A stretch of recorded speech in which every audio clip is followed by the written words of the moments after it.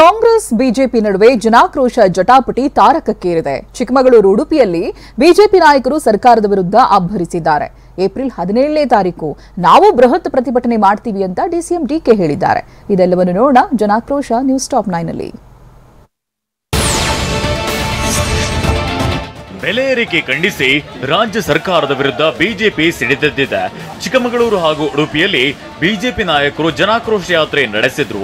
ಆಡಳಿತ ವೈಖರಿ ನೋಡಿದ್ರೆ ಇದು ಜನಪ್ರಿಯ ಸರ್ಕಾರ ಅಲ್ಲ, ಇದು ಕೇವಲ ಜಾಹೀರಾತಿನ ಸರ್ಕಾರ ಅಂತ ಉಡುಪಿಯಲ್ಲಿ ಬಿಜೆಪಿ ರಾಜ್ಯಾಧ್ಯಕ್ಷ ವಿಜಯೇಂದ್ರ ಕಿಡಿಕಾರಿದ್ರು. ಅಹಿಂದ ಹೆಸರು ಹೇಳಿಕೊಂಡು ಸಿಎಂ ಕುರ್ಚಿಯಲ್ಲಿ ಕುಳಿತಿದ್ದಾರೆ. ಹಿಂದುಳಿದ ಸಮುದಾಯವನ್ನ ನಿರ್ಲಕ್ಷಿಸಿದ್ದಾರೆ ಅಂತ ವಿಜಯೇಂದ್ರ ಅಬ್ಬರಿಸಿದ್ದಾರೆ. ದಲಿತರಿಗೆ ಅನ್ಯಾಯ ಮಾಡ್ತಾ ಇರ್ತಕ್ಕಂಥವ್ರು ಕಾಂಗ್ರೆಸ್ ಪಕ್ಷದವರು. ಮೊನ್ನೆ ರಾಹುಲ್ ಗಾಂಧಿನೂ ನೋಡಿದ್ರಿ, ಅಂದರೆ ಬಾಬಾ ಸಾಹೇಬ್ ಅಂಬೇಡ್ಕರ್ ಬಗ್ಗೆ ಅವ್ರು ಏನು ಕಳಕಳಿ ಇಟ್ಕೊಂಡಿದ್ದಾರೆ, ಗಾಂಧೀಜಿ ಬಗ್ಗೆ ಏನು ಕಳಕಳಿ ಇಟ್ಕೊಂಡಿದ್ದಾರೆ, ಎಲ್ಲವೂ ಕೂಡ ಬಹಿರಂಗ ಆಗಿದೆ. ರಾಜ್ಯದಲ್ಲಿ ಇರೋದು ಹನಿ ಟ್ರ್ಯಾಪ್ ಸರ್ಕಾರ ಮತ್ತು ಪೆನ್ ಡ್ರೈವ್ ಸರ್ಕಾರ ಅಂತ ಚಿಕ್ಕಮಗಳೂರಿನಲ್ಲಿ ಜನಾಕ್ರೋಶ ಯಾತ್ರೆಯಲ್ಲಿ ಸಿಟಿ ರವಿ ವಾಗ್ದಾಳಿ ನಡೆಸಿದ್ರು. ಮೈಸೂರು ರಾಜರ ಆಡಳಿತವನ್ನ ಮೀರಿಸುವ ಆಡಳಿತ ಎಂದಿದ್ರು. ನಮ್ಮ ಸಿದ್ದರಾಮಯ್ಯ ಅವರದ್ದು ಏನಂದ್ರೆ ಮುಡಾ ಹಗರಣ, ವಾಲ್ಮೀಕಿ ನಿಗಮದ ಹಗರಣ, 40% ಕಮಿಷನ್, 420 ಸರ್ಕಾರ. ನಾವು ಹೇಳಿದ್ದು ಹಲಾಲ್ ಕಟ್ ಸರ್ಕಾರ ಅಂತ ಸಿಟಿ ರವಿ ಗುಡುಗಿದ್ದಾರೆ.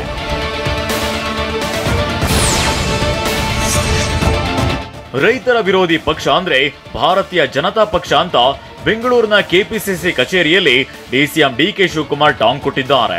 ಕೇಂದ್ರ ಸಚಿವರಿಗೆ ಬೆಲೆ ಏರಿಕೆ ಬಿಟ್ಟು ಬೇರೇನೋ ಕಾಣಿಸ್ತಿಲ್ವಾ? ಬ್ಯಾಂಕ್ ಚೆಕ್ ಬುಕ್ ದುಡ್ಡು, ಹಣ ಡ್ರಾ ಮಾಡೋದಕ್ಕೂ ದುಡ್ಡು.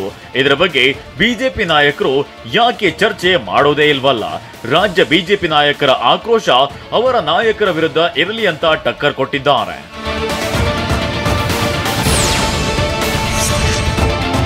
ಏಪ್ರಿಲ್ 17ರಂದು ಕೇಂದ್ರದ ವಿರುದ್ಧ ಬೃಹತ್ ಪ್ರತಿಭಟನೆ ಮಾಡ್ತೇವೆ ಅಂತ ಕೆಪಿಸಿಸಿ ಕಚೇರಿಯಲ್ಲಿ ಡಿಸಿಎಂ ಡಿಕೆ ಶಿವಕುಮಾರ್ ಹೇಳಿದ್ದಾರೆ. ಫ್ರೀಡಂ ಪಾರ್ಕ್ನಲ್ಲಿ ಕೇಂದ್ರದ ವಿರುದ್ಧ ಜನಾಕ್ರೋಶ ಯಾತ್ರೆ ಮಾಡ್ತೇವೆ. ಬಿಜೆಪಿಯಲ್ಲಿ ಎಲ್ಲರೂ ವೀರರು, ಶೂರರು ಆಗೋದಕ್ಕೆ ಹೊರಟಿದ್ದಾರೆ. ಏಪ್ರಿಲ್ 17ರಂದು ಕೇಂದ್ರ ಬಿಜೆಪಿ ವಿರುದ್ಧ ಜನಾಕ್ರೋಶ ಯಾತ್ರೆ ಮಾಡ್ತೇವೆ ಅಂತ ಡಿಕೆ ಹೇಳಿದ್ರು. ಫ್ರೀಡಂ ಪಾರ್ಕ್ ಅಲ್ಲಿ ಜನ ಆಕ್ರೋಶ ಯಾತ್ರೆ ಯಾರ ವಿರುದ್ಧ? ಬಿಜೆಪಿಯ ಕೇಂದ್ರ ಸರ್ಕಾರದ ವಿರುದ್ಧ. ಕೇಂದ್ರ ಸರ್ಕಾರದ ವಿರುದ್ಧ ಕಾಂಗ್ರೆಸ್ ಜನಾಕ್ರೋಶ ಯಾತ್ರೆ ಮೂಲಕ ಕೌಂಟರ್ ಕೊಡಲು ಸಜ್ಜಾಗಿದೆ.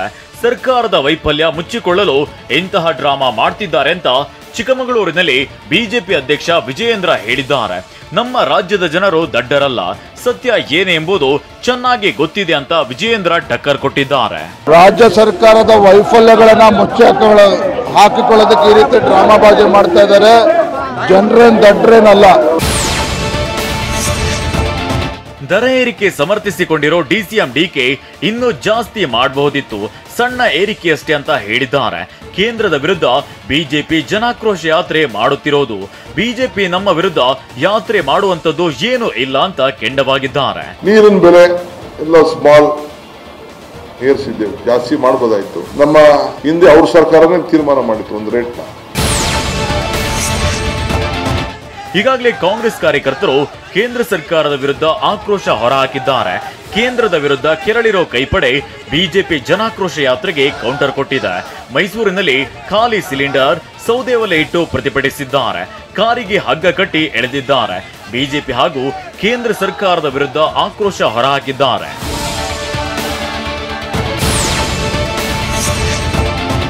ರಾಜ್ಯದಲ್ಲಿ ಯಾರು ಕಂಡಿರದ ಭ್ರಷ್ಟಾಚಾರ ನಡೆದಿದೆ ಅಂತ ಉಡುಪಿಯಲ್ಲಿ ಮಾಜಿ ಸಚಿವ ಶ್ರೀರಾಮುಲು ವಾಗ್ದಾಳಿ ನಡೆಸಿದ್ರು. ಜನಸಾಮಾನ್ಯರು ಬದುಕಲು ಸಾಧ್ಯವಿಲ್ಲದಂತಾಗಿದೆ. ಇನ್ನು ಸದನದಲ್ಲಿ ಹೋರಾಟ ಮಾಡಿದ್ರೆ ಮಾರ್ಷಲ್ ಮೂಲಕ ಹೊರಹಾಕ್ತಾರೆ.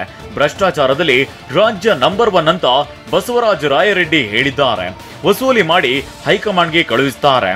ಹೆಚ್ಚು ಹಣ ಕೊಟ್ಟವರಿಗೆ 5 ವರ್ಷ ಸಚಿವ ಸ್ಥಾನ ಫಿಕ್ಸ್ ಅಂತ ಶ್ರೀರಾಮುಲು ಬಾಂಬ್ ಸಿಡಿಸಿದ್ರು. ಯಾರು ಜಾಸ್ತಿ ವಸೂಲು ಮಾಡಿ ಯಾರು ಜಾಸ್ತಿ ಹೈಕಮಾಂಡ್ ಮುಟ್ಟಿಸ್ತಾರೋ ಅವ್ರಿಗೆ ಫಿಕ್ಸ್ 5 ವರ್ಷದ ಕಾಲ ಮಂತ್ರಿ ಅಂತೇಳಿ.